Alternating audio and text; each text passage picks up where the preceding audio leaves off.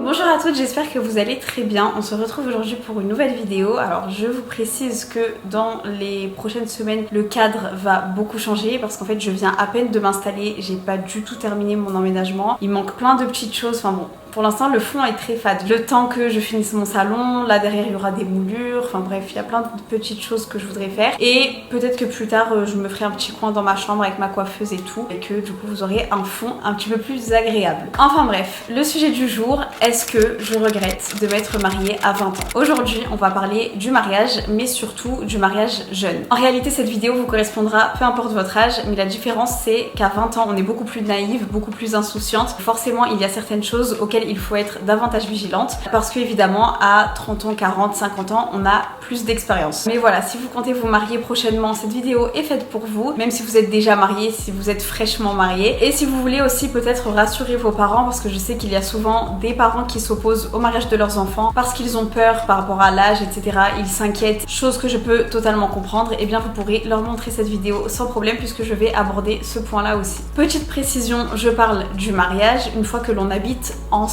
Déjà de une, c'est à ce moment là que commencent les choses sérieuses, qu'on apprend vraiment à connaître la personne. Et deuxièmement, je sais qu'il y a plusieurs façons de voir les choses par rapport au mariage religieux, etc. Ça fait un petit peu débat. En tout cas chez nous en Tunisie, le mariage égale contrat de mariage à la mairie. Sinon, la période qui est avant, c'est la période de fiançailles. Tant qu'on n'a pas signé à la mairie, on ne se considère pas du tout comme marié. Je ne vais pas dire c'est mon mari, mais je vais dire c'est mon fiancé. On ne voyage pas, on ne vit pas ensemble, on fait rien du tout tant qu'il n'y a pas de contrat signé à la mairie. Je sais qu'il y a un gros débat sur ça, surtout sur les réseaux sociaux, mais si je peux me permettre de donner mon avis, il n'y a qu'en France que j'ai entendu ce débat. Dans n'importe quel autre pays, la question, à ce que je sache en tout cas, ne se pose pas du tout. Il n'y a pas de mariage sans signature à la mairie. Et je vois que sur les réseaux sociaux, beaucoup se battent pour savoir qui a raison, qui a tort, etc.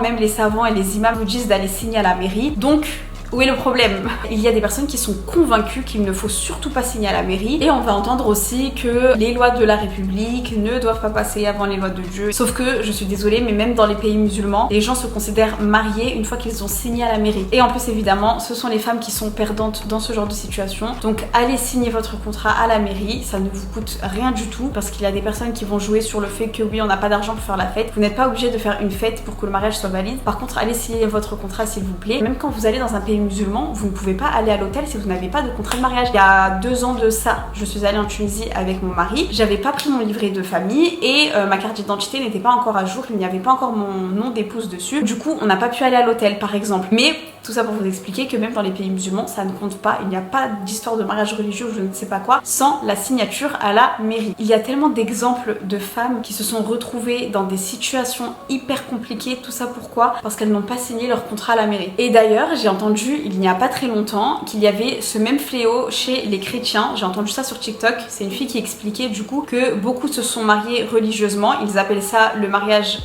coutumier, si je ne me trompe pas. Corrigez-moi dans les commentaires. Elle trouvait que c'était un fléau dans sa communauté parce qu'il y a beaucoup de personnes qui se sont mariées religieusement, donc qui ont fait le mariage coutumier parce qu'elles pensaient que c'était suffisant et au final qui se sont retrouvées encore une fois dans des situations déplorables. Donc elle disait qu'elle ne comprenait pas pourquoi est-ce qu'il y avait des personnes qui étaient autant réticentes à aller signer un bout de papier à la mairie. Enfin bref, maintenant que nous avons posé un petit peu le cadre, nous allons pouvoir rentrer dans le vif du sujet. Et pour commencer, je voulais parler du regard des autres, étant donné la place que le regard des autres prend dans nos vies. S'il vous plaît, n'écoutez pas les gens aigris, écoutez votre cœur. C'est très poétique, dit comme ça, parce qu'en fait quand on est jeune et qu'on souhaite se marier, il y aura toujours des gens pour vous critiquer, pour vous effrayer, qui vont vous dire que vous êtes beaucoup trop jeune, qu'il faut profiter de la vie. Et le problème c'est que parfois certains parents vont limite préférer que leurs enfants soient dans une relation illicite sous le prétexte de l'âge. Sauf que la maturité et le sens des responsabilités, c'est pas du tout une question d'âge. Et le pire c'est qu'après, 10 ans après, on va venir vous dire « Ah,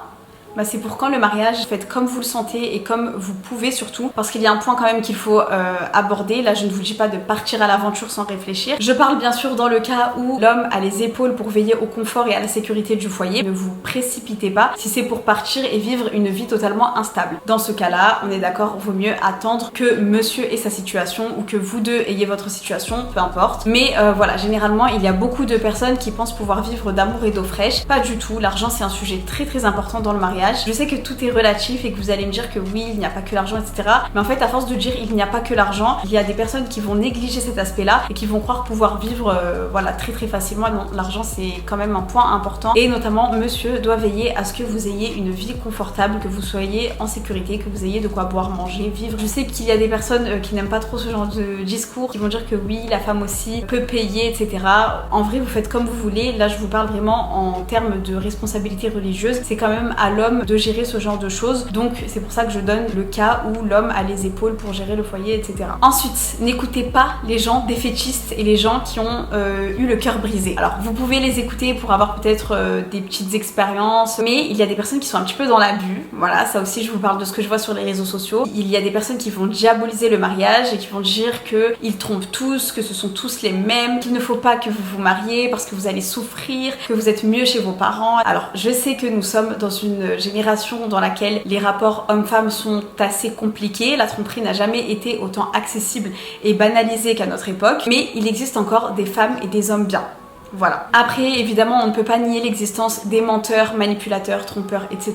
Tout ça, c'est valable au féminin, mais comme je suis une femme, forcément, je parle de ça au masculin. Parfois, ça peut être compliqué de ne pas généraliser, je le reconnais, mais il faut vraiment s'enlever cette idée de la tête parce que plus vous allez faire une fixette sur une potentielle trahison, une potentielle tromperie, plus on va vivre dans le stress, dans l'angoisse, et on va jamais être épanoui et on va gâcher complètement notre histoire. Donc, il faut se dire que vous, de votre côté, vous avez des intentions pures, que vous allez faire en sorte d'avoir le meilleur des comportements. Et bon, je sais que ça va pas vous aider ce que je vais vous dire, mais au bout d'un moment, ce qui doit arriver arrivera. Ce n'est pas parce que vous avez peur de quelque chose que ça ne va pas arriver. Ça ne sert à rien de vivre dans le stress. L'amour c'est beau, quand c'est pur et sincère, c'est magnifique. Donc ne laissez pas les gens négatifs vous plomber l'image du mariage. Vous allez choisir une personne qui vous accompagnera et que vous allez accompagner tout au long de votre vie. Donc ne fermez pas les portes d'un potentiel bonheur par rapport à des histoires que vous avez entendues à droite, à gauche, sur les réseaux sociaux. On entend beaucoup de personnes réticentes qui vont tenir des propos tels que oui, moi je me marierai jamais, avec tout ce qu'on entend, tous les couples qui divorcent, etc., etc.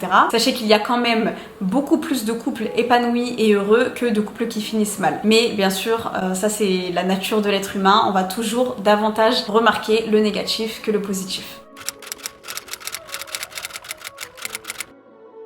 C'est vrai que beaucoup considèrent qu'une femme ou un homme doit d'abord apprendre à se connaître, à s'aimer, à s'accomplir, doit s'être construit avant de penser au mariage. Et donc ces personnes-là vont juger entre guillemets le mariage jeune et vont te dire que non, tu ne dois pas te marier parce que tu n'es pas encore accompli toi-même, etc. Bon, je ne parle pas du tout d'argent, là je parle d'épanouissement personnel parce que l'argent on en a déjà parlé tout à l'heure. Par rapport à l'épanouissement personnel, à partir du moment où vous êtes avec une personne qui vous correspond et qui ne veut que votre bien, vous n'aurez aucun mal à vous épanouir, à continuer de grandir et d'évoluer puisque le partenaire n'est pas censé être un frein mais un tremplin et un soutien. Là je vous donne le cas des études parce que généralement c'est ce qui freine un peu les parents et choses que je comprends parfaitement parce que bien évidemment que c'est beaucoup plus facile de terminer sereinement ses études quand on n'est pas marié, qu'on est chez papa, maman, qu'il s'occupe de tout. Mais sachez que ce n'est pas impossible et surtout si vous êtes avec une personne qui vous correspond et qui vous soutient, le mariage ne va pas du tout être un frein à vos études. En plus c'est mon cas donc je sais de quoi je parle. Personnellement, mon mari,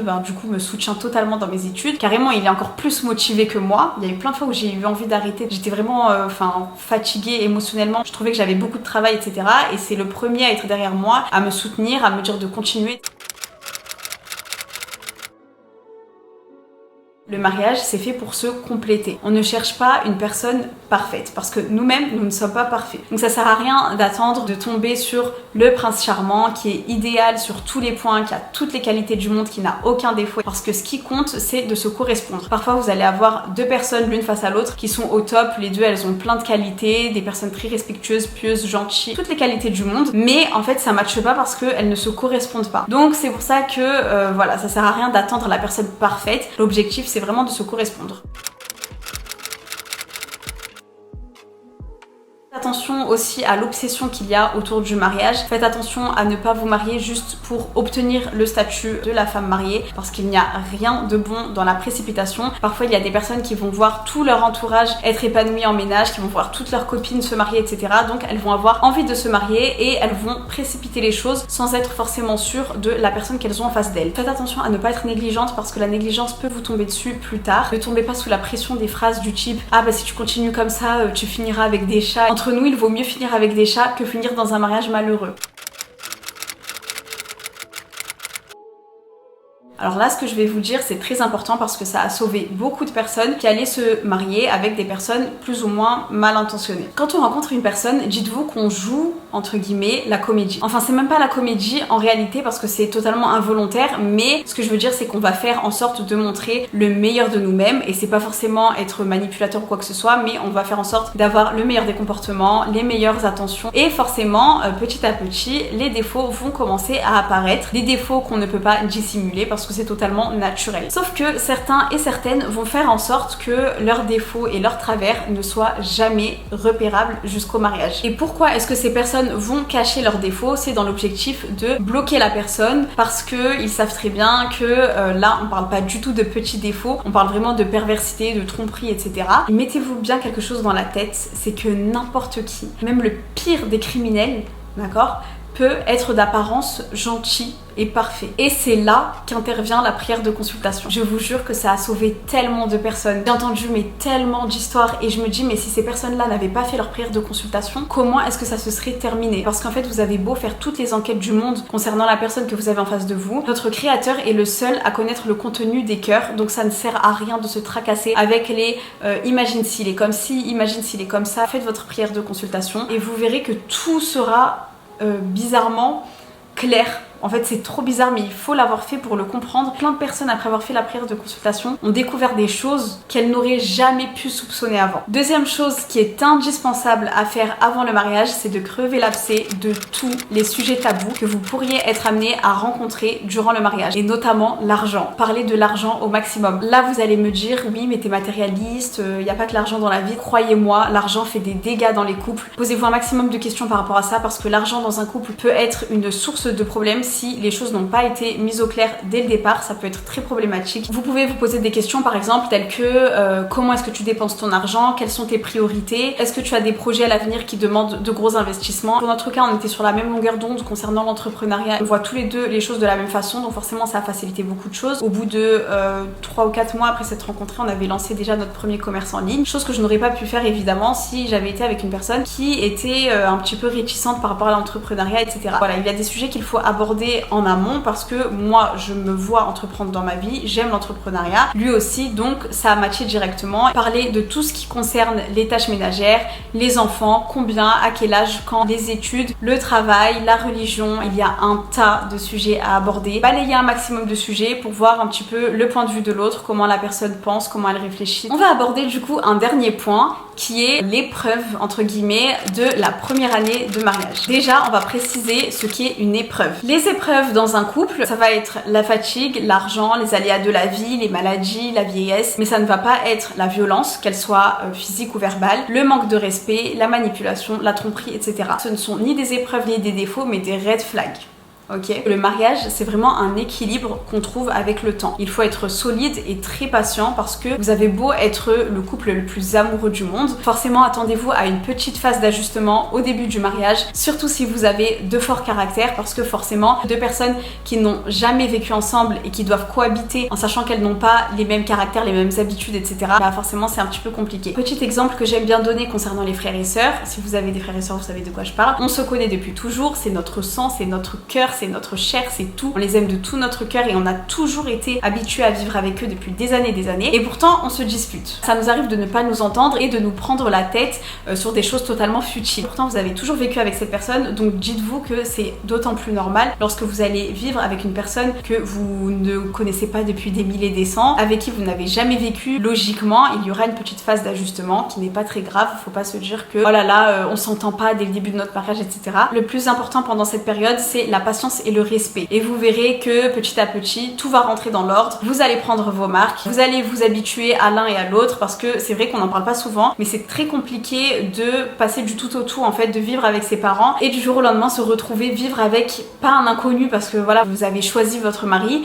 mais forcément vous n'avez jamais vécu avec, donc vous ne connaissez pas toutes ses habitudes quoi. Ensuite, un autre point par rapport à la première année, l'aspect religieux bien sûr fait tout dans le couple. Bon déjà on a parlé tout à l'heure de la prière de consultation, ça c'est avant le mariage. mariage. Mais il faut savoir aussi que le mariage c'est la moitié de notre religion. Et pourquoi est-ce que je dis aussi que la religion fait tout dans le couple? Parce que en fait ça va être votre guide tout au long de votre vie de mariée en fait. Et encore plus quand vous êtes jeune, parce que forcément quand tu as 30, 40, 50 ans, tu as plus d'expérience et de connaissances qu'à 20 ans. Donc toujours se fier à la religion lorsqu'on a des doutes sur tel ou tel sujet. Parfois il y a des sujets tabous qui ne sont pas forcément abordés dans nos familles pour des raisons culturelles, de pudeur, etc. N'hésitez pas à vous renseigner par rapport à la religion. Vous verrez en fait que religieusement il n'y a aucun tabou. Au contraire, il vaut mieux être curieux au maximum par rapport à plein de choses plutôt que de prendre le risque d'être dans l'erreur et de se tromper. Un troisième point, alors ça je me sens complètement concernée, c'est un conseil que je vous donne avec ma propre expérience. Si vous ne savez pas faire à manger avant de vous marier et que vous paniquez à l'idée de devoir gérer tout ça, sachez que moi pour ma part je reviens de très loin. En fait avant de me marier je pensais savoir faire à manger, j'étais dans le déni, j'étais un peu la princesse chez ma mère, donc du coup je me sentais pas du tout concernée, que ce soit par la nourriture, par les courses, etc. Du jour au lendemain je me suis retrouvée dans une cuisine à devoir gérer un repas, c'était une catastrophe. Ne vous inquiétez pas, maintenant on a YouTube, on a TikTok, vous pouvez appeler vos mamans, vos grand-mères, etc. Enfin peu importe vos références autour de vous, il ne faut surtout pas vous inquiéter, vous allez apprendre petit à petit. Au début peut-être que ce sera pas bon, mais vous allez le faire une fois, deux fois, trois fois, quatre fois. Au final vous allez prendre l'habitude, vous allez avoir vos propres techniques, vous allez être vraiment une as de la cuisine. Après tout dépend des couples, il y a des couples où c'est l'homme qui cuisine parce que la femme n'aime pas ou n'arrive pas et vice versa. Enfin voilà, tout dépend de l'organisation de chacun. Nous personnellement on a trouvé une parfaite organisation parce que c'est monsieur qui travaille et qui gère les dépenses du foyer, mes dépenses à moi, etc. Et moi comme vous le savez je suis étudiante à domicile, donc c'est logique, je ne vais pas attendre qu'il rentre du travail pour lui dire de faire à manger alors que moi j'étais en train de faire mes devoirs tranquillement au chaud. Il n'y a aucune organisation exemplaire, c'est vraiment propre à chacun. Ensuite, autre petit point pour la première année de mariage, on entend souvent la phrase cliché, oui la communication c'est la clé, blablabla. Mais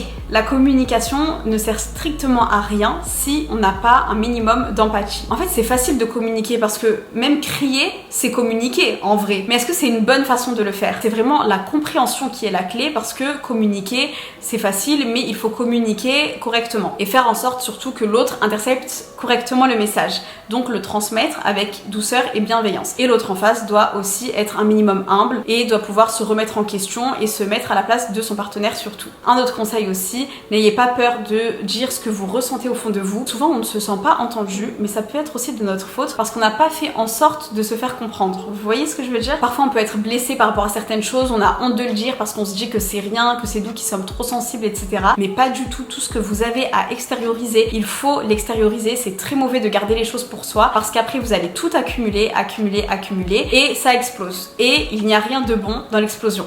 Et en plus ça rime. Plus sérieusement ça va créer un fossé dans le couple, le fait d'accumuler les choses, donc il faut être très vigilant et ne pas hésiter à extérioriser les choses, même quand vous avez l'impression que ce sont des petites choses, extériorisez-les. Tant que c'est fait avec douceur et bienveillance, il n'y a aucune raison que ça se passe mal. Autre petit conseil qui je trouve n'est pas assez donné, et franchement on devrait plus partager ce conseil là parce que je trouve que c'est très important. Quand tu viens de te marier, forcément tu es très contente, tu as envie de passer tout ton temps libre avec ton mari et c'est normal. Ce serait l'inverse qui serait inquiétant. Mais les sorties entre copines, c'est très important. C'est pas parce que vous êtes mariés que vous devez complètement mettre à l'écart votre vie sociale, votre vie avec vos copines, etc. Je trouve que c'est hyper important de garder vos moments avec vos copines, vos moments pour vous. Ça crée des moments sans le conjoint et c'est indispensable pour votre équilibre personnel et lui aussi de son côté. N'en venez pas non plus à délaisser votre foyer et votre vie de couple pour les copains et les copines. Attention, je ne suis pas en train de vous dire ça. J'espère que j'ai pu vous rassurer ou en tout cas vous mettre en garde ou quoi que ce soit qui vous sera utile. En tout cas, j'espère que vous avez passé un bon moment. Je vous souhaite un très bon week-end et je vous dis à très bientôt pour une prochaine vidéo.